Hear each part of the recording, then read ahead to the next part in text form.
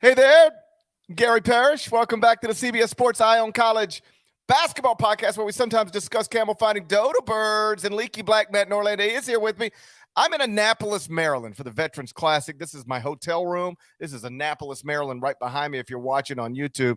Deadleg is at home in Connecticut. If you are watching on YouTube, go ahead and smash that like button like you're Brandon Davies. You have consent. And if you're not subscribed to the YouTube channel yet, please knock that out while you're here. We thank you in advance. Deadleg, we're going to get into our list of the top 25-1 college basketball program runners in the country in a bit. That's something that published earlier today at cbssports.com. And we will, of course, because this is, even though it's on Thursday night, it is our Friday episode. And if you're wondering, we're not going to start doing these on Thursday night normally. We're going to do them on Friday morning. It's just that, again, I'm at the Veterans Classic. We have shoot-arounds starting early tomorrow morning. I'm going to be tied up. So we decided to get together on Thursday night. We'll do the Final 4 and 1 when we pick 5 games against the spread. That's how we'll close this podcast. But I think we have to start with what happened inside the Yum Center. Final score, Bellarmine 67, Louisville 66. The Knights, who play their home games inside Freedom Hall, where Denny Crum and Rick Pitino once led a proud and great Louisville program, went to the Yum Center and handed Kenny Payne's Cardinals a loss that they controlled from pretty much start to finish. Deadleg, we still haven't had a single compelling matchup between ranked teams this season, but Bellarmine Louisville was fun. If nothing else, it gave us a chance to tweet images from our Bellarmine offseason podcast. So that made for an interesting Wednesday night. Let's rewind how ridiculous this situation is. We introduced a summer shoot-around series for the first time in the history of this podcast. We were the first podcast, college sports podcast, to ever go to video. That's real ones know, obviously. And then we were the first sports podcast ever to do a summer shoot-around series. And within that, it was pitched to do a bonus episode on the fan base that was able to raise the most money for St. Jude's Children's Hospital. And Bellarmine wound up winning that auction, which at the time we were like, all right, we'll roll with it. We're men of our words. Now, let's be transparent. At the time, can we be transparent? I was rolling with it. Yeah, that's me being transparent. I was complaining about it. Yeah, you were. I thought it was outrageous. But then now look at us. But now look at us. And I want to give credit to Nada because there are 2 issues I had with our summer shoot-around series. All right, because we decided we're going to do a summer shoot-around series. All right, and I'm like, the way my mind works, everything has to make sense, be in order, or else it just irritates me. I don't like randomness all over the place. Like, okay, tell me what you're doing. And I was like, okay, let's just do the top 20 and the top 25-1. That's easy. It's a countdown from 20 to 1, and that'll be the way we'll do it. And there was a slight pushback, a respectful pushback, but a slight like, why don't we just do 20 notable teams from the country? And one of these was Louisville. And the argument against, which would have been my argument, was Louisville's not going to be any good. Why are we doing a special episode on Louisville? They're going to stink. The argument in favor of was Louisville has a big fan base. They got a first-year coach, and they're recruiting DJ Wagner. Let's do it. So I said, okay, this isn't really where I need to have my fights. I pick my fights other places. So we end up doing the Louisville episode. And then we end up doing the Bellarmine episode because it got auctioned off. And that's another one where I was like, all right, I'm not going to pick my fights, but this seems like we should not be doing this. Fast forward to the present. That's right. We're the only podcast who had a Louisville episode and a Bellarmine episode, and it became the highlight of Wednesday night's development. So this is me appreciating Nada and everybody else for overruling my ideas. Because if you would have left this strictly up to me, we would not have done Louisville. We'd have done Dayton. And we would not have done Bellarmine under any circumstances. So you went from they're not good, and then thinking I was wrong. That's right. And here we are, Louisville and Bellarmine. Don't doubt again, because yes, the universe winking at us in this way is unbelievable. And so yeah, the fact that and then you got the Bellarmine shirts. All credit to you. You leaned into it, and it wound up working out this way. I'm pretty sure Louisville now has to bequeath the Yum Center to Bellarmine. They have Louisville's old home arena. Now they own the new one too. Right. This is we're not going to spend too much time on this, as much time as GP really wants here, but come on now. This is either, I got a few texts, from some coaches on Wednesday night as this was going down, and a couple of them were saying, this is not how you want to start a coaching tenure. You're losing to, it's not even a crosstown rival. It's the runt of the family. Bellarmine just became Division I, and I was thinking about it, and really, this is 4 or 5 years from now. This is going to be a part of the Kenny Payne era, for good or for bad. Either we look up in 2027 and Louisville is a top 25 program that's made some noise in the NCAA tournament. Kenny Payne's got some big recruiting wins. The Cardinals are back on a national stage and be like, remember how it started though? Man, that was rough at the start. Or this never gets going, or it's just bumpy for a number of years, and we look up in 2027, there's a different person coaching the program. Maybe Scotty Davenport is coaching the program, Bellarmine's coach. And I will say, Pat Forty, give credit to Pat Forty. When Louisville job opened, he said, hey, you could do worse than Scott Davenport. And I'm not willing to say that's what they did, but yeah, Wednesday night wasn't great. But he does have a history. He literally was an assistant coach at Louisville for years and years and years under Denny Crum and Rick Pitino. So he actually knows the program, and he was a viable candidate for the job. But this was wired for Kenny Payne from the start. Sure, Kenny Payne winds up getting it there, and yeah, Bellarmine. It went from Nada texting me like early in the first half, being like, we might have something here, and I was like, okay, guy, calm it down. All right, there's like 14 minutes to go in the first half. We'll see about that. And I was checking in, peeking in, and squeezing in a little Money Heist on Netflix. Solid show. I'm getting there. I wasn't so into it early, but I'm in season 1, and I'm getting more on board with that. So then my Money Heist watch ends, and then I get into the second half, and it's like, okay, they still have the lead, and yeah, this is looking more and more likely. Then our group, our three-way chat gets rolling, and we're thinking about how we can take advantage of this moment, as we should have. And then Bellarmine almost blows it. You were rooting for Louisville to just get it over with. They're like, okay, if we're going to do this, just win the damn game, Louisville. I was like, no, I don't. Nada's been pulling up clips, getting things ready. I don't want time wasted over the past 30 to 45 minutes. At some point, I was getting so frustrated with the way Bellarmine was trying to close this game out. I was like, you know what? I was happy for you guys, but this is getting outrageous.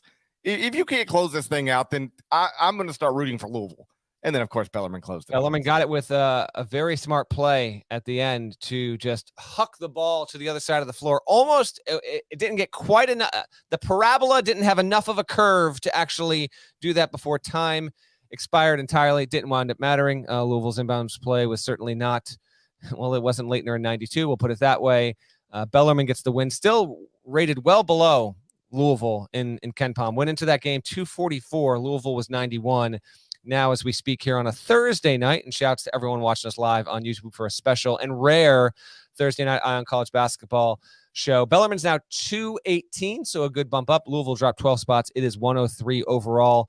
Bellarmine will play at Bellarmine's schedule, by the way. I did take a look at this. They're at Morehead State. Then they play a non-D1. Then they're at Clemson, at Duke, at Loyola Marymount, at UCLA, at Kentucky. They actually are at Duke right before Duke has to go to PK 85. Bellarmine might be sneaky enough to give Duke a little bit of a fit there, but that schedule is obviously indicative of Bellarmine's current situation. Third year in D1, transitioning over. No, not eligible for the postseason, but they are playing a lot of bye games as they've made the jump up to keep their athletic department solvent. You're going to have to do that, play against the likes of Clemson, Duke. All these schools are going to pay them hundreds of thousands of dollars to get road games in. We'll see how many they get. They just got paid to go to Louisville. Barely had to hop on all of a 7 to 10 minute bus ride. They get the win. Cards, you could be in for a long year. We did a whole, as GP mentioned, summer shoot around episode. We'll see what happens. Louisville's now got homies against Wright State, not a bad mid-major team at all. App State, they're actually they're not terrible either. I'm not saying they're going to win these games, but these are probably teams that are not going to be like 250 or worse at the end of the season. And then Louisville's got to go to Maui. It's got to play Maryland, Miami. So it could be more than just a little bit rocky for the Cardinals over the next 6 weeks. Yeah. Bellarmine, my heart is made of Bellarmine. I hope that's clear. But I'm afraid for Louisville that what happened Wednesday night says more about Louisville than it says about Bellarmine. Louisville lost an exhibition game. So this ain't just some like out of nowhere thing. Yeah. Lenore, shouts to Lenore Ryan, D2. Yes. Like this ain't some out of like, oh wow, I'm shocked that Louisville, after looking great in the exhibitions, I'm shocked Louisville struggled in its opener. Like Louisville has been struggling every time it's been on a basketball court this season, exhibitions or otherwise. And when we did that Louisville episode in the offseason, it's sort of a funny moment. We tweeted it last night. You asked me, all right, GP, what do people need to know about this Louisville roster? And I was like, it's not good. They're not good. It's not a good situation. And that was obvious last night. Again, this wasn't Bellarmine beating Louisville because they went 13 of 20 from three. They just beat them. Like they looked like the better basketball team. And now if you go to the KenPom projections, because I got some pushback on social media while acknowledging no matter what you predict, you're going to get pushback on social media from somewhere. So I'm not trying to make it out to be anything more than it was. But I predicted Louisville would go under 500 in Kenny Payne's first season. And there was some pushback from Louisville fans. And I've never felt better about that prediction than I do right now. That might not be a thing, but listen, we're recording this Thursday night. To anyone listening on Friday, or if you're late to the pod getting Saturday, or even one of the sickos going on a Sunday, Twitter might not even exist in 48 hours. So this might be a thing of your past pretty soon here. That's all. You know what? You're good with it. I know. Yeah, I feel good about it. You know, I do too. Actually, now I know how to look at TikTok videos. Oh, you see, yeah. I just look at them. I don't participate. I just enjoy watching them. How did I know that was a thing with you? Gosh. I just watch TikTok videos, so I don't really need Twitter anymore. You know, I don't. If it goes away, you're gonna send out a TikTok every morning for the top 25 and 1. I'm gonna hire a little girl, okay. And she is going to announce the top 25 and 1 every morning on TikTok. Okay, that would probably do well. Very, very well may. Can't speak to it. Not on TikTok. Have no plans to join TikTok. There is an Eye on College Basketball account on TikTok, just so you know, if you are inclined to be on the ticks and the talks. Gosh, that sounded old. Seriously, though, do follow. If you do incorporate that app into your life, Nada mans that and does a really good job, and that will continue to grow and expand. So we are out there in that realm, too. If you're interested, just to put a bow on this, Louisville's now projected record at KenPom.com is 11-18 overall. 7-13 in the ACC. That non-league schedule, obviously, ACC schedule is going to be tough. The non-league schedule has got some challenging games on it as well, and it looks like Kenny Payne's first season is not going to go well. Doesn't look like he's going to get DJ Wagner. They do have commitments from 2 top 70 wings in the class of 2023, so that's worth something. But I think what Louisville fans were hoping is that year 1 would be respectable and year 2 would be led by DJ Wagner. And it appears at this point, neither one of those things is going to be true. Before we get to our next segment, which I'm excited to talk about, I got 2 things to mention here. One, there will be other podcasts that will try and adopt Bellarmine. We're having none of it, and we know our listeners will have none of it. This is the Bellarmine podcast. Okay. Yes. Except no substitutes. I don't want to hear it. And in fact, Nada, and post, if you're watching on YouTube, you're not going to hear us. Nada, post hey, YouTube. For this episode, when it goes into the feed, hey, YouTube. Let's have the intro for this episode be the Bellarmine fight song. That absolutely ridiculous one. I want that for this episode. If we can do that, please, since we started it. And you are never disassociating yourself with the Big Bang Challenge, my man, because as soon as you started talking about TikTok, we got 8 to 10 comments here on YouTube about Big Bang Challenge. So I think the people want an update. Is that a thing on TikTok? I saw a Big Bang Challenge on TikTok yesterday for the first time in like months. It was like seeing an old friend, like somebody you went to high school with. I was like, oh, it's a Big Bang Challenge. How you guys been? And then I went into the comments and it was immediately like, that's so 2000. I was like, I enjoyed the Big Bang Challenge. But now, I think you should bring it back. They have other things now. I don't. I've literally never seen the Eye on College Basketball podcast TikTok account. Well, I assume you should start following it. So I don't think the algorithm. I don't follow anything. I don't want any evidence of what I'm up to. I don't want any evidence of what I'm up to on actually, TikTok. That toothpaste is out of the tube, my man. I don't know what to tell you. I don't follow anything. I'll go in the universe. So okay. All right. I don't follow anything on TikTok, and I don't like anything on TikTok. I'm merely an observer. I'm just an old man sitting over in the corner quietly observing. Well, most people don't realize that's like 67% of all of TikTok's user base right there. It has to be. Real good Thursday night energy right now.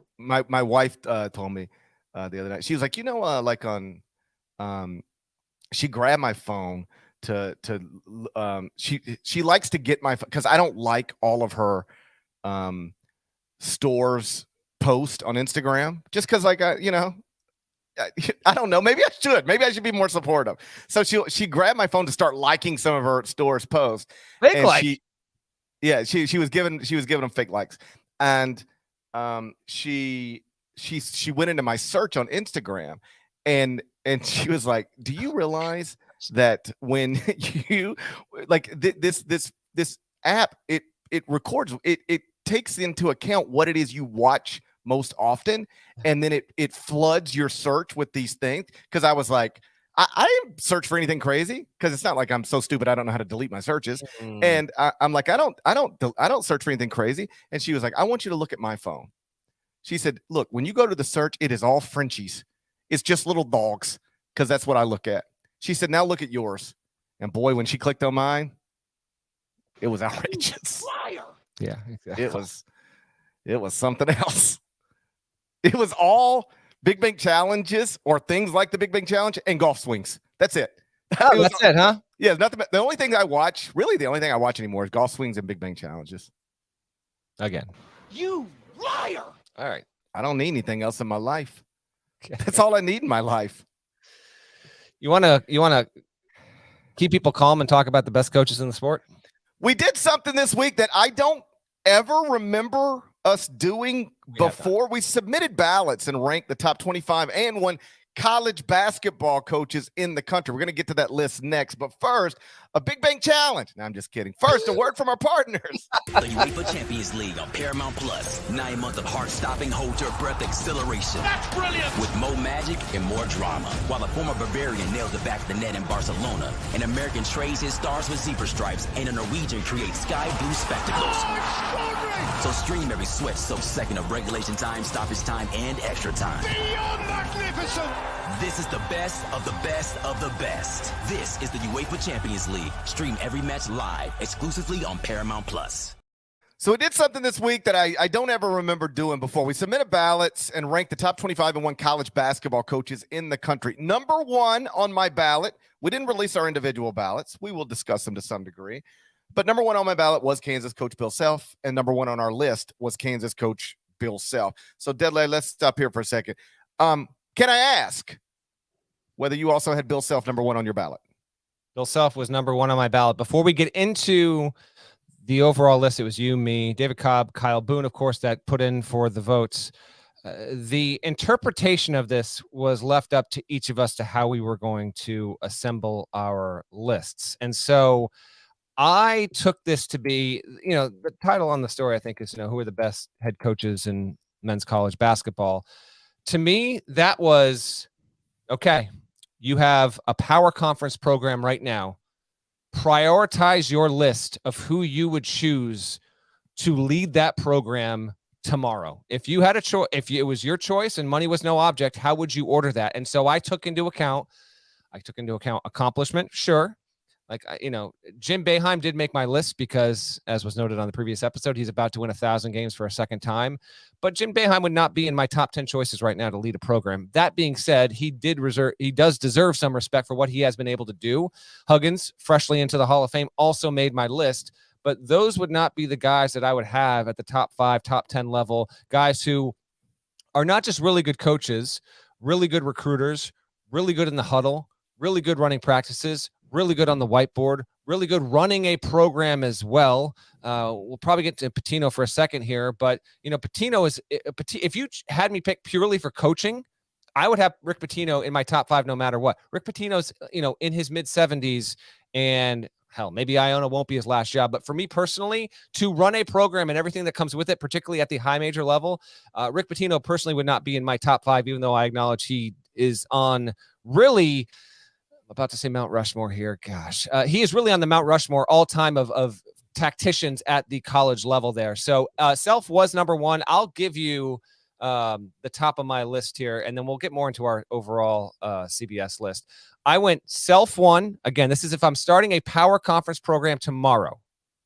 Bill Self 1, Kelvin Sampson 2, Tony Bennett 3, John Calipari 4, Mark Few 5, Scott Drew 6, Tom Izzo 7, Matt Painter 8, Bruce Pearl 9, and then at number 10, my highest ranked coach that didn't make the list, I don't think he got a vote from any of you three, is Sean Miller. Sean Miller is, I think, unequivocally a top 25 coach in the sport. He did just take a year off. He has not made a Final Four. There was a point, 5 years ago, Sean Miller was the best coach not to make a Final Four. He was the only coach this past offseason, I believe, who had multiple standing offers from power conference programs. He basically had his choice between Xavier or South Carolina. Chose to go back to Xavier. That is my 1 through 10, but that's just mine. Our actual 1 through 10, which GP can reveal in just a second, is obviously different from that, considering it was a composite vote. Yeah, it was a vote, and then one of our editors, the great Marcus Nelson, compiled the votes and then spit out the list. So none of us are solely responsible for this list, which is probably best. But the actual list, after all the votes were tabulated, it was number 1, Bill Self, number 2, Mark Few, number 3, Scott Drew, number 4, John Calipari, number 5, Kelvin Sampson, number 6, Tony Bennett, number 7, Tom Izzo, number 8, Bruce Pearl, number 9, Mick Cronin, and number 10, Eric Musselman. And like I mentioned, my ballot started with Bill Self at number 1, and my number 2 was Rick Pitino. I submit. But you had a different list of criteria than me, right? So you just had but it wasn't just about accomplishments because, and I say this respectfully, because I think Jim Boeheim is one of the greatest college basketball coaches of all time. He did not make my list because I don't think he's one of the greatest right now. Yeah. And certainly hasn't been running that program that way. I think Rick Pitino is still one of the best coaches in college basketball right now.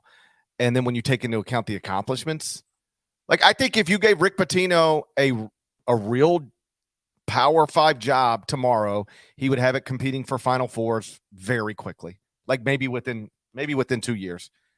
I have gone so far before to say that if Rick Pitino never did anything except coach college basketball, same way Mike Krzyzewski never did anything but coach college basketball, Rick Pitino would be the greatest college basketball coach of all time. Over K, because right now it's Wooden, K, Mick Cronin, and Pitino. Yeah, right.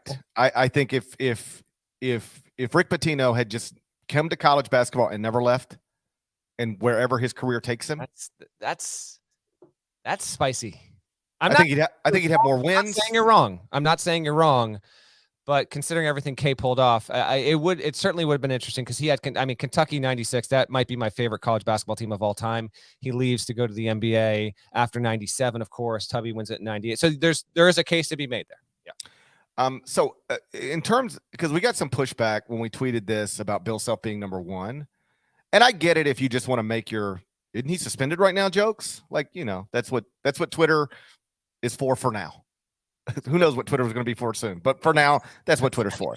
So I'm unsurprised by some of the responses, but if you take that and set it aside, and maybe you can't, and that's fine. I'm not trying to convince anybody of anything. You can't. Yeah. I'm not trying to convince anybody of anything. I'm just saying, if you can take that and put it aside and just who runs his basketball program better than anybody else, I don't even think it's a debate. Bill Self is one of only 2 coaches in college basketball, active coaches with multiple national titles. The other, of course, is Rick Pitino. He's won 16 Big 12 titles in 19 seasons at Kansas, while the Big 12 has largely in that time span been considered one of, if not the best conferences in the country. That is ridiculous. To help you understand just how ridiculous, Mike Krzyzewski, who is widely regarded as the greatest coach in the history of college basketball,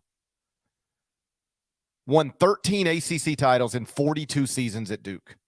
Bill Self has 16 Big 12 titles in 19 seasons at Kansas. What?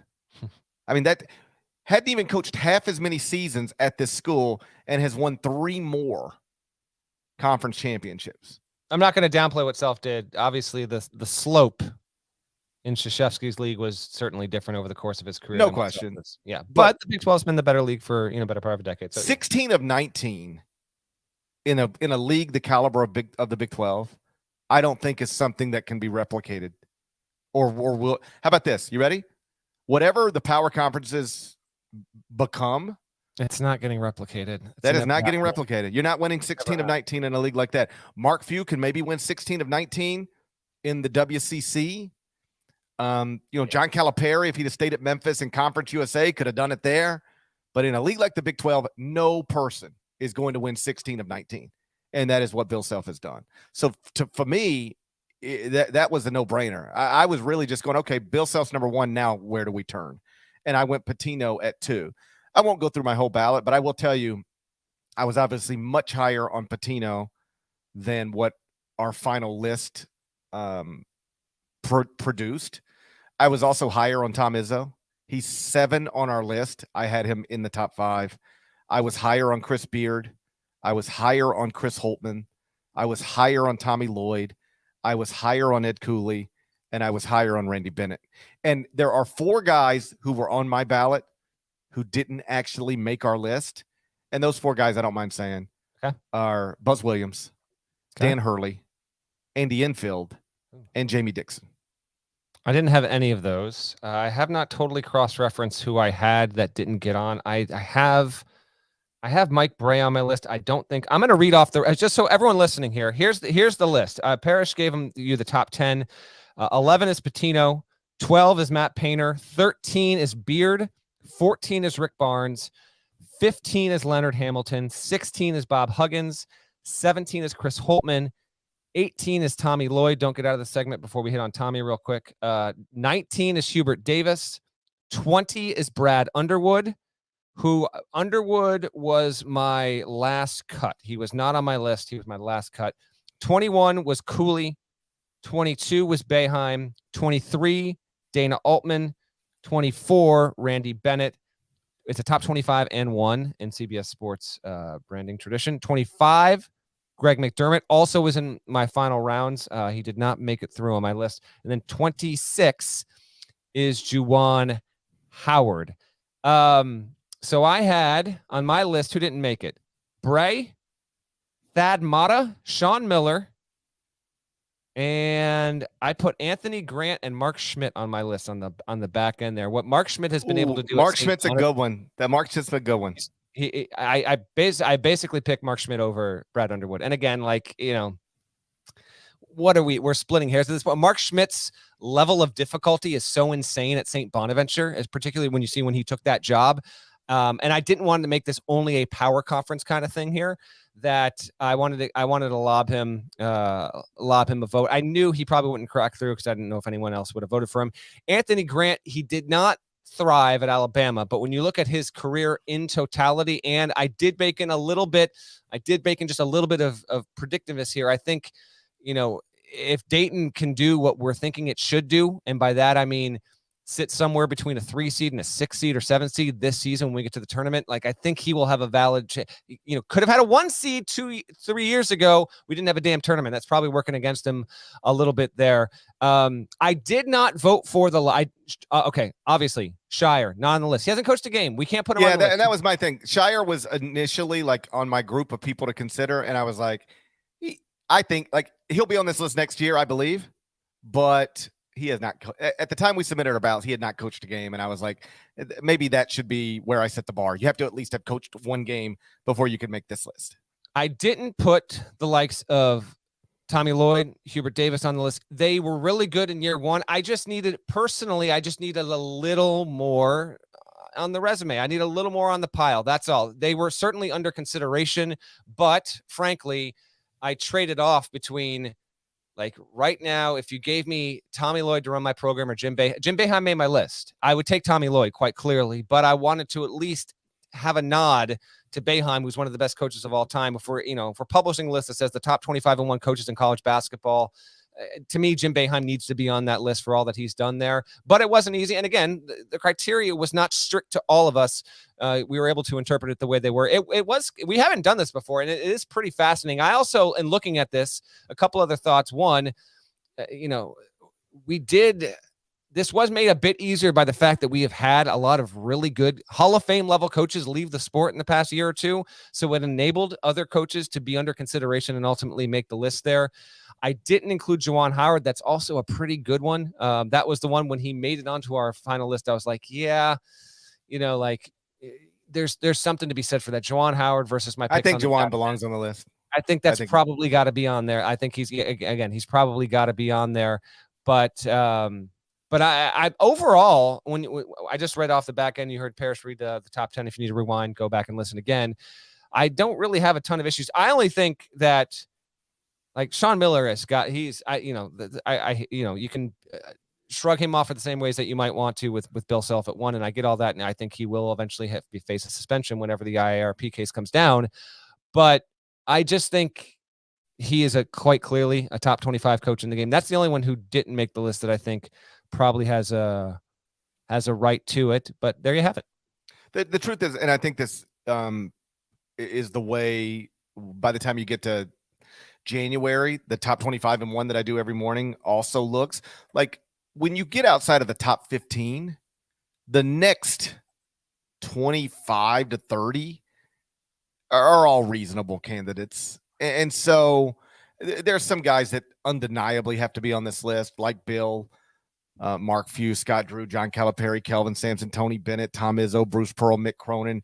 I think Eric Musselman at this point, Rick Pitino, Matt Painter, Chris Beard, Rick Barnes. Like I think that group has to be on everybody's list. And then you get into, do you want Buzz Williams or Dana Altman? Do you want Andy Enfield or Greg McDermott? Do you want Jamie Dixon or Juwan Howard? Yeah. I think after about the top 15 to 20, you could do another 20 to 25, and it's all reasonable. Agreed. I like seeing that Randy Bennett made the list. You and I might have, I don't know if Boone or Cobb put him on, but so you and I might have single-handedly made sure that's the case. Similar situation to Mark Schmidt, obviously. I mean, St. Mary's is a tiny, tiny school in the middle of Moraga, California, that he's been able to at least keep within arm's length of a Gonzaga program that's become a behemoth. I think he objectively has to be right there. And yeah, McDermott made top 25. That's valid, and it might be more validated by what Creighton could be this season, similar to what I was doing with some projection with Dayton there. We'll link this in the podcast description if you want to give it a read. David Cobb did the capsules for all these guys. It was certainly pretty intriguing. And, I've heard a little bit of feedback there from the list, as is to be expected there. But I'm with you when I look at this because I'm kind of scrolling back right through here. Top 15 overall, pretty good case for guys that just need to be in that mix there. And again, we go Self 1, Few 2. Now, Few doesn't have a national title. Drew has a national title. Yeah. So I'd never heard that before. Okay. But, let's just focus on the top just to begin. I struggled with this because I did rank Few ahead of Drew by 1 spot. Few has just done it longer at a play. Like, I don't know. It's just 1 spot, so whatever. But I was like, who deserves to go in this spot more? And to me, it was a big time toss up. But lo and behold, that's how it shakes out. Few 2. Drew has a national title. He's 3. Cal has a national title. He's 4.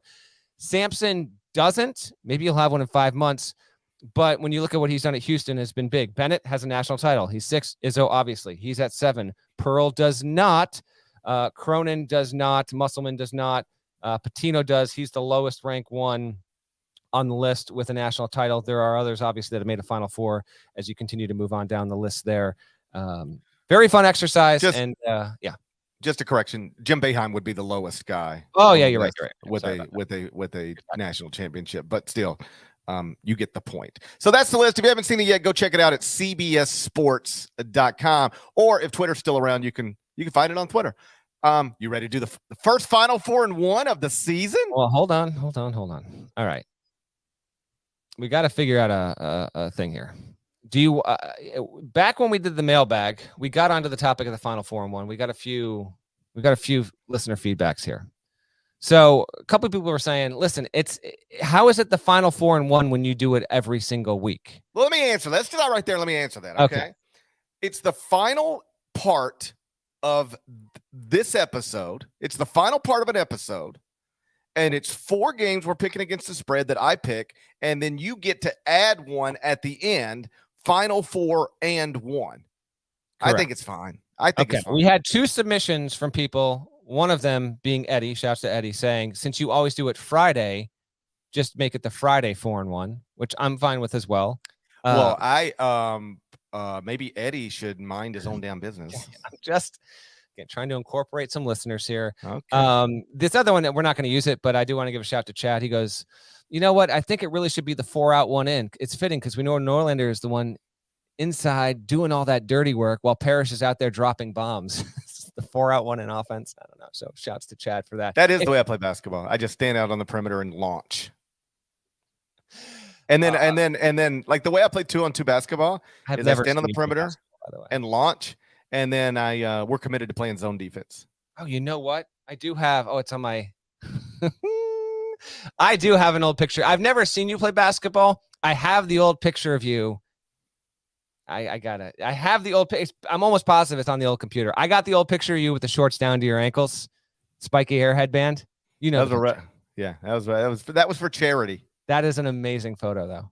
It's buried in there somewhere. I might have to find that. And that was for charity. All right. So it's the final 4-1. Okay, I'm just making sure for proper purposes. All right. Yeah. We mocked up a couple different graphics. By the way, if you're not already, please follow Ion College. Can't believe I'm about to say this. Follow Ion CBB podcast on Twitter. If it continues to exist by the time you're listening to this podcast. Yeah, you never know. We will also, if you want to hear the picks and kind of learn our picks that way, save it for the pod. That's fine. I think the plan will be for Nada to tweet out the graphic, sometime a few hours after the pod goes live. But we'll have documentation of all that, and you can see the picks on Twitter as well with a link to the pod. All right, GP. Just some history. Like, we've been doing this now for a few years, and we keep records throughout the entire season, and I've never lost. Oh gosh. So I'm trying to keep my winning streak going this season. The actual reality. Okay. 33 and 39 last year. Oh gosh. It's better than Kenny Payne's gonna do. Oh god. Unnecessary. Yeah, I didn't mean that. I take that back. That unnecessary. That's unnecessary. I take that back. What was mine, Nada? Do you know? You got that, Nada? My record? 40 and 27. There we go. Okay. All right, I know the games you're going to pick because we're rocking that Google Doc. I love it. I have a few other notes not with these games, including an important initiative, but I'll save that. Let's go. Let's roll. All right, final 4-1. Game 1, Friday, 6 p.m. Eastern. Number 3 Houston versus St. Joseph's inside Cameron Kinley Hall. You can watch it on CBS Sports Network. I'll be on the sideline unless they see me tomorrow and decide I can't. We got a number of comments. It's called the Eye on College Basketball Podcast. Oh, it's outrageous. Or the Swollen Eye on College Basketball Podcast. It's outrageous. I wish I could just wear this hat tomorrow. Because what I found is the other problem with having 14 stitches above your eye is that every time somebody sees it, what do? Oh, what happened? Yeah. Do you know how many times I've told this story at this point? I told it 3 times in the lobby of my hotel within 8 minutes. And, and the thing is, you can't be like, dude, it's enough. I've already told 27 people. You got to go to 4 shoot-arounds. Yeah. Head coach, assistants. So you got to ride that carousel a lot of times tomorrow. It's going to be a deal. So you can watch it on CBS Sports Network. KenPom has it Houston -18. What you thinking? Okay. Cougs just beat Northern Colorado. Granted, it was at home. 83-36. That's a Northern Colorado team that sits at 198 in KenPom, or did at the time of the game, I should say. No, it's 198 now. St. Joseph's 165. Houston, here's my rule until we have been given reason otherwise. I am not going to pick against Houston against the spread until Houston proves to me it won't cover. Just give me the Cougs. Marcus Sasser. Now, again, it was just Northern Colorado. Sasser was awesome in that game against Northern Colorado. Came out of the gate. His first action in 10 and a half, 11 months. Went for 21 points, 3 dimes, 4 steals in 28 minutes. He was great. Really talented. Houston to cover. Yeah, like I actually think that score against Northern Colorado is meaningful from a point spread perspective because, listen, you're scoring in the 80s. You're up 1 million. There's no reason to continue to – I mean, there is a reason because Kelvin Sampson's your coach and it's part of the culture of the program. But a lot of teams would just like final 7 minutes of that, it'd just get up and down, and Northern Colorado would score some easy buckets. And Houston was still like they held them under 40. They kept them in the 30s while they scored 80. Like that suggests they'll play. They'll play to the end. They're going to guard you to the end. And that's why I would lay the 18 points. Also, in Houston season opener, worth noting, 5-star freshman Jarris Walker wasn't great. He missed 11 of the 14 shots he took, but he did have 12 rebounds, and he's a physical specimen. So I'm looking forward to seeing him in person tomorrow here at the Naval Academy. We will both take Houston and lay the 18 points. Game 2 Friday, 6:30 p.m. Eastern. It's number 2 Gonzaga versus Michigan State on the USS Abraham Lincoln Vampire Hunter. Bada bang. Okay. Big time game. They made a movie about Abraham Lincoln being a vampire hunter. I know that. I never watched it, but I knew where you're going with that. So how high do you have to be to come up with that idea? I feel like there was a pretty big vampire thing going on back in the mid to late 2010s, early 2010s. Imagine somebody comes to you and they say, hey, you know what? We should make a film about Abraham Lincoln, our former great president. And they're like, yeah, that's a great idea. We should. And then before you can even say another word, they say, but he's a vampire hunter. And like somehow everybody went along with it. It's just funny to me. Yeah. Like what if there was Hey, we should make a movie about Teddy Roosevelt, except he's fighting aliens. Yeah, exactly. I mean, it's all wild. Yeah. Okay. Gonzaga, Michigan State on the USS. Teddy Roosevelt was into premarital sex? I don't think there's any doubt. Okay. Yeah. He was in that arena. Yeah, he was getting it. Teddy Roosevelt was getting it. There's no question in my mind. You can watch it. Gonzaga, Michigan State on ESPN. KenPom has it Zags -8. Man, Thursday Night Energy is good. We're going to do most of these on Friday mornings, but this is a spirited episode. All right, so a few things here. First of all, this is the 6th installment of a college basketball game being played on an aircraft carrier. It hasn't happened.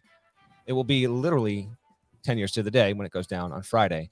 The first one with this was, you were there 11 years ago on November 11th, 2011, 11-11-11, Michigan State, North Carolina in San Diego, where this one is taking place as well. The next year, Florida Georgetown did it in Jacksonville. The game got nixed at halftime because of condensation on the court due to humidity on the Atlantic Ocean. The Ohio State Notre Dame. If I remember correctly, yes. Who was playing in that game? Florida Georgetown.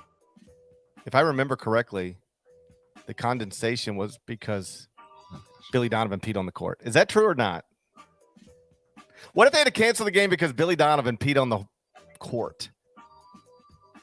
Ohio State Notre Dame women played before that. And then he hunted vampires. Incorrect. I'm looking at the notes. So that was in Jacksonville. That got canceled. Now, down in Charleston the same day, Ohio State women, Notre Dame women, they completed a game. But later that night, after the sunset, Marquette, Ohio State couldn't also.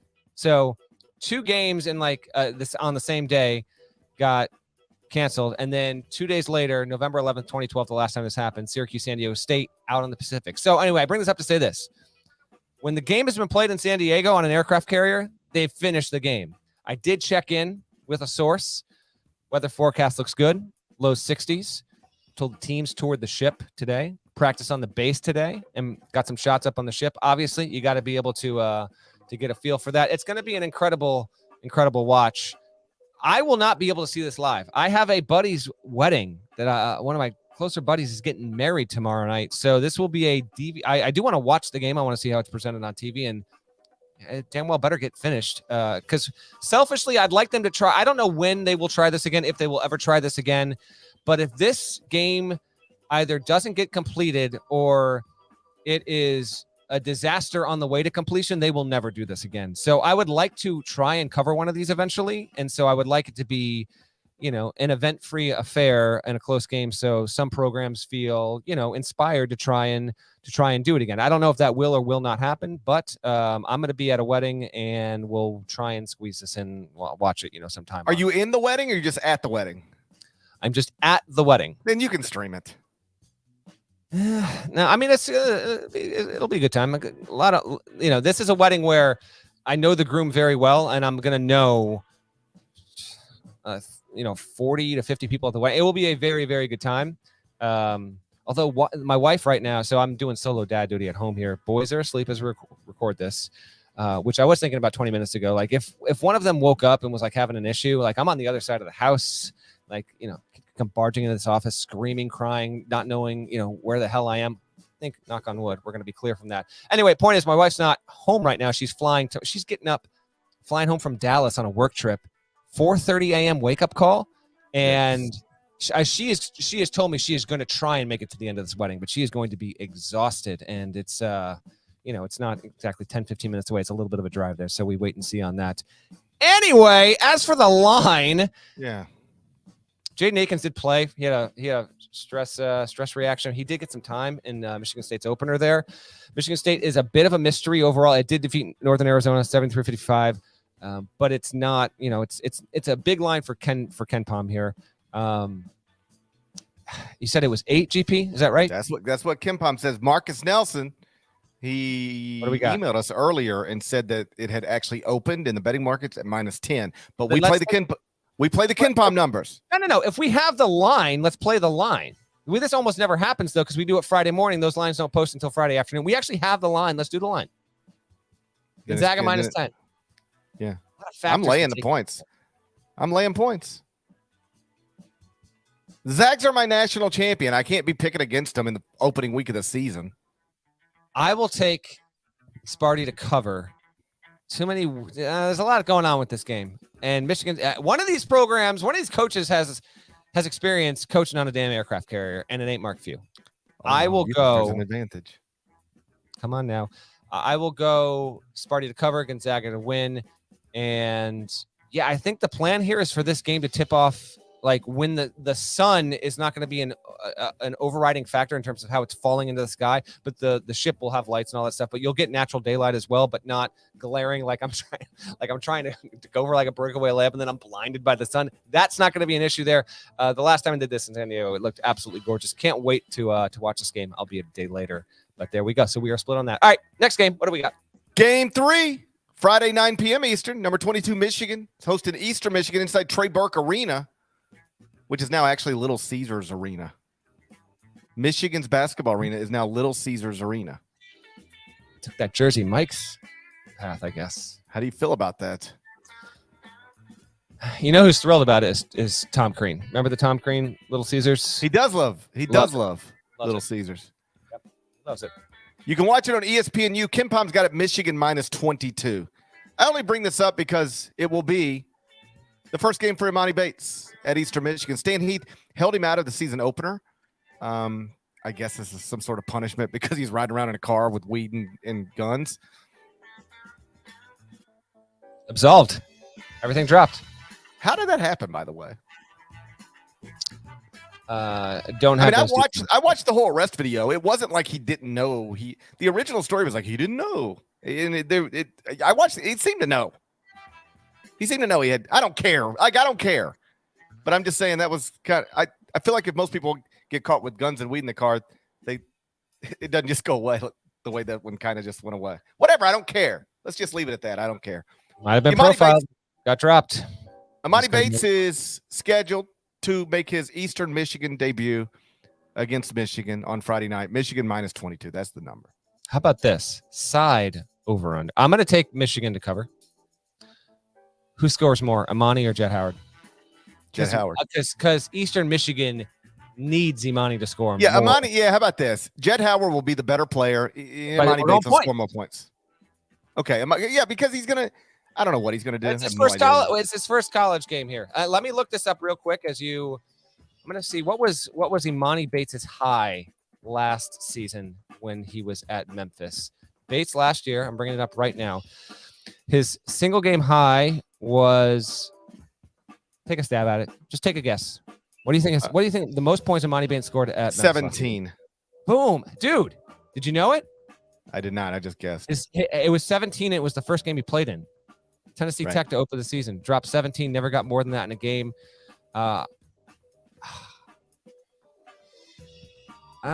They need him to score, but like he's the only. I will say Jet Howard had a good game. I'll say Jet Howard scores more. I'll say Jet Howard drops 20 and Imani drops 18. All right. You're taking Michigan -22. I'll take Eastern Michigan plus the 22. Okay. At some point, you got to take an underdog. Otherwise, you look like a goober. Game 4, Sunday, 2 p.m. Eastern. Number 11, Tennessee against Colorado. It's going to be played in Nashville inside Bryce Drew Arena. He deserves. Bryce spent a couple years in Nashville. He deserves to have that arena named after him. You can watch it on ESPN. KenPom has it Tennessee minus 12. All right. So there's a factor in with this one that I don't know if you were aware of. I'm aware of everything. Okay. What's the factor with Colorado? If you say it, I'm going to put you on the spot. I know they just got a commitment from a 5-star, Cody Williams. That's not the factor. What's the factor? That's all I know. Okay. I was overplaying my hand when I said I know everything. On the previous pod, I had mentioned that Memphis was the only power conference program that was opening up its season with 2 road wins. Colorado's the closest thing to that because this is a semi-away game. It's not at Tennessee, but on Friday, and I'll get to my pick in just a second, but I'll bring up this because I did want to mention this. On Friday, Colorado is going to play at Grambling State. Now, this is part of the Pac-12 Legacy Series that came out of 2020 when the Pac-12 entered into a multi-year agreement with the SWAC to have the schools play each other in home-and-home environments. So Colorado on Friday is going to play at Grambling State, which is awesome. This weekend and into next week, so USC is going to play. We're recording this Thursday night, so as we record this, USC is hosting Alabama State. Friday, you've got Colorado at Grambling State. Arizona will host Southern.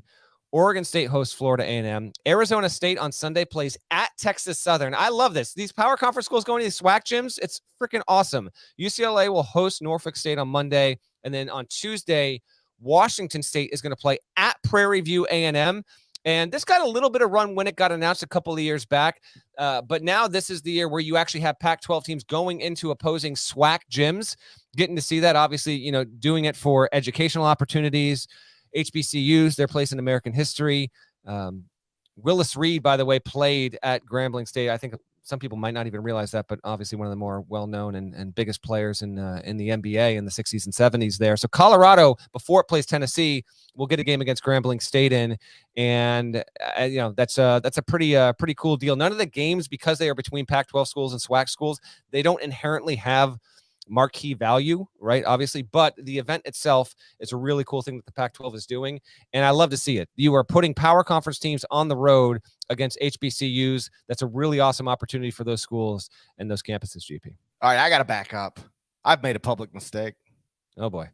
Eastern Michigan, and thanks to Daniel, I knew these YouTube comments were worth something. Deep down, I knew they had to serve a purpose.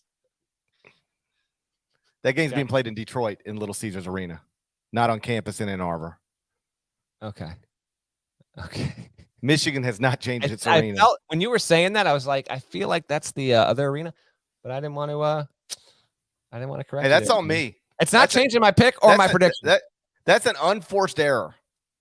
That's an unnecessary turnover on my part. I was sloppy with the ball. Not taking care of the ball. It's rough. It's a little rough, my man. But I'm not going to hit the I was wrong with you again. So, okay. Well, there we go. I'm taking Colorado plus the points. That's what I'm trying to tell you. What's that line again for people that lost track? You can't give Ted Boyle 12 points. Can you? How many? 12. 12? Can you get Ted Boyle 12 points? Yeah, I am. Give me Tennessee. Oh. Give me Tennessee. Playing it with the Vols inside Bryce Drew Arena. What's interesting is, so GP picks the first 4, and then I picked the last one. Although, to be honest, this one I was like, I'm going to take something of a well-known game. You did not pick the other notable game that's happening Friday, though, in an unusual circumstance. Okay, then. What game do you mean, Norlander? Well, Parrish, it's I'm Stanford. looking. What game? Yeah, what game do you mean? Stanford plays Wisconsin, and where are they playing? On a damn baseball diamond. American Family Field, home of the Milwaukee Brewers. That's going to go down on Friday night. You got to at least have a top 25 team in the game for me to pay attention to. Valid. They are a couple of 1-0 teams, a couple of top 60 KenPom teams. Stanford against Wisconsin. that is your parallel programming to the aircraft carrier game. The two, college basketball is going to have 2 games of note not played in basketball arenas going down on Friday. Before I get to the final game that we're going to pick here, a couple other ones just to keep an eye on over the weekend. Toledo UAB is a mid-major special, and UAB could be a top 35 level team this season. Toledo, I think, is the best team in the MAC. If it were to beat UAB, maybe, hell, who knows? We look up and it's got an at-large case of bubble team. It's got so long to go. But they certainly 2 mid-majors that could be in the NCAA tournament. Villanova didn't have too many issues going up against Dump and LaSalle in the opener. It got to play at Temple on the road. Kyle Neptune getting the full Big Five experience right away there. That's another one on Friday to be aware of. Liberty is playing against Alabama on Friday night.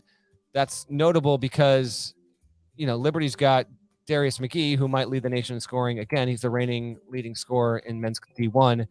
That's an 8 o'clock tip on Friday night. So just, we'll see. If he's able to drop 35 and they keep it competitive, you never know. Liberty is also one of the best mid-major programs in the country. And then there's a couple other mid-major specials. Iona Hofstra, both could eventually be in the NCAA tournament. Shouts to Rick Pitino, of course. And then Belmont Furman is another really, really good mid-major one to know about. GP will also be watching Princeton take on Navy. That will be on CBS Sports Network. 3 others to know. Washington State, Boise State is the only game halfway decent on Saturday. Boise State now needs to win because it just blew a game on its home floor against South Dakota State. And then you've got North Texas against St. Mary's on Sunday. Again, I actually think that these results will wind up being intriguing and meaning something when we are podcasting GP late February, early March, and we're looking at some of these mid-majors. Where do they fall in Palm's projected bracket? Do they have an at-large case? These very games, could actually wind up having some significance there. So for the hardcores here that are into the mid-major stuff, that this weekend is actually a pretty good one. My 5th game, well, it's going to be BYU against San Diego State. And that is at the Kawhi Leonard Arena. We always got to get the last part of that right because it's Viejas. These are former Mountain West foes. BYU, obviously, in the WCC, on its way to the Big 12. San Diego State, projected best mid-major in the country going into the season. Might also be on its way to the Big 12. Or the Pac-12, Pac-12 rather.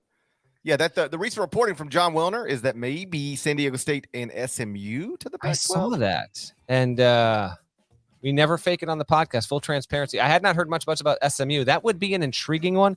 We'll see. Trying to determine if the Pac-12 San Diego State has been the team, rumored about for months and months and months. That's the highest priority.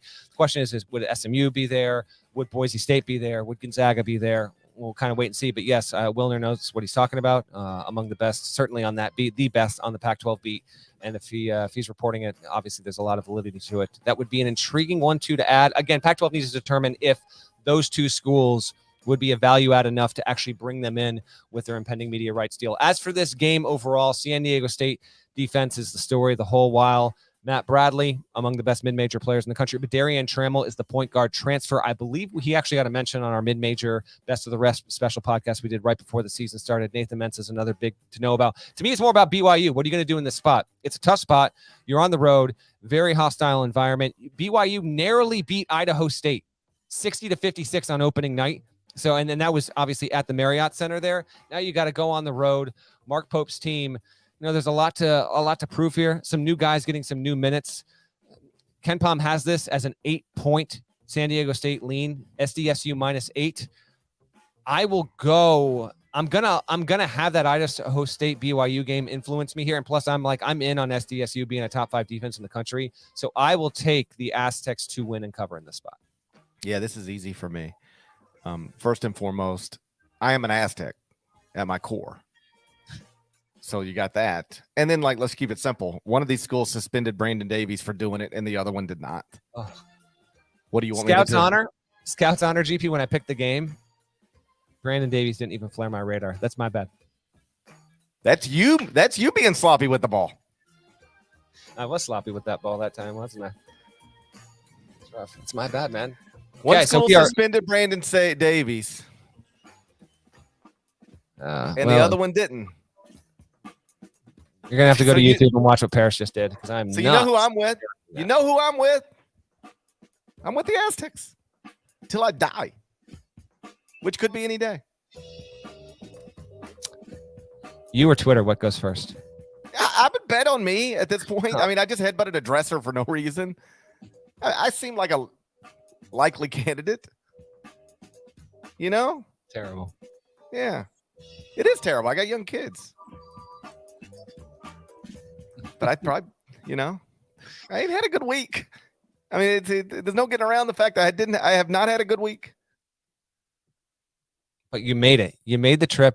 You're going to be on television. My request to anyone consuming this podcast in whatever form you're doing it, live on YouTube, on the podcast, on the phone, whatever, I'm going to need multiple screenshots of my man on the sideline. Because again, I'm going to be at a wedding, getting my dance on, having a good time. I'm not going to be able to watch this in real time, and I'm already DVR the We're going to do our best with angles. Like every coach interview that I have to do is going to be here. Kelvin Sampson standing over here. You're shooting my right eye. That's smart. So we might not That's even. actually- Yeah. So like move. it's going to be Yeah. that. And then there is a scenario also, like my first live hit would be, and now we'll throw it to Gary Parrish, who's, who spoke to Kelvin Sampson earlier. And it's like, thanks, Dave. And then I just start talking. And I would always be on camera for that for like 10 seconds. And then they take me off camera. Might just leave me off camera completely. I could just be a voice. Like, don't shoot me straight. And let me just be a voice. I can do most of my hits off camera. I don't really know what the plan is. All right. I don't know what the plan is. I'm not the director. We're going to let the director and the producer make those decisions. Basically, as it pertains to my work now, I let my directors and producers and Nada make all the decisions. Can I get that in writing, sir? No, no, absolutely not. We're really coming around. That was extremely well timed, Nada. I think that's all. That's all we got. As a reminder, Sunday night shows are back and live. The Leaky Black one was not technically live. We pre-recorded that. Can't give you an exact time. It is always a floating time. Our Sunday night shows, with rare exception, almost never start before 6:37 Eastern. But you will need to. Here's the way to get around that. Hope that Twitter still exists. Follow Ion CBB Podcast on Twitter, in addition to Gary Parrish CBS, Matt Norlander, Nada the Scribe. Follow the whole crew. Follow the whole gang. So you can get notice at some point on Sunday. We will give you an alert and a heads up as to when we will go live there. And the fastest way to consume the podcast, of course, is when we are doing it live on YouTube.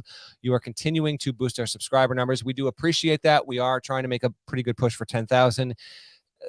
All I can ask is, if you enjoy this and you have friends that enjoy college hoops, enjoy good fun podcast, pass it along to a friend. However they subscribe, through YouTube or all sorts of channels, we would appreciate that. But we will be live to react to the weekend on Sunday night. All you, GP. Shouts to Devin Downey. Shouts to Chester, South Carolina. Shouts to Huck, Larnell. Thank you guys once again for listening to the Ion College Basketball Podcast. If you're not subscribed, please go subscribe. Anywhere you subscribe to podcasts, including Apple and Spotify. You got this, Over my to man, or Apple. do I need to take care of this? What? You What? got this? It sounded like there was something really building up in the chest there. That's all. I'm still sick. That's the other thing. Like, I'm still sick. I've still got a cough that I'm dealing with. I mean, I could hit another dresser tonight. You never know. You never know. Please don't. I'm still Or sick. or end table too. So yeah. There's a lot of stuff in this room to hit. I tell you. I am, dude. I'll show you something ridiculous. See if you can see this. So you see this do it. up here? Yeah. Let's see if you can. This little Yeah. thing here. Doesn't So work. when it's just like a to pull it like that, right? He's touching a rod right now. So it was open when I checked in, and I was like, yo, I got to get a nap, because I got up at like 5:30 this morning, and I went to close it, and then I went to close the other one, and this thing was swinging like that, and it hit me right in my eye. Dude, it hurt so bad. It wasn't like, if it would have hit you in your eye, it would not have hurt at all, but it hit right on the incision. And I was like, you know what? Maybe I should just give up. Maybe it's time to give up. I mean, I just hurt myself shutting curtains in Annapolis, Maryland. Maybe it's time to give up. I was just sitting here wondering if it's time to give up. Life is full of challenges, you know? Unbelievable. Every day, new challenges. There we go. There's more of us than there are of them. Make sure that's reflected in the comments at Apple. And we're going to talk to you again on Sunday night. Till then, just wish me luck. We'll talk to you soon.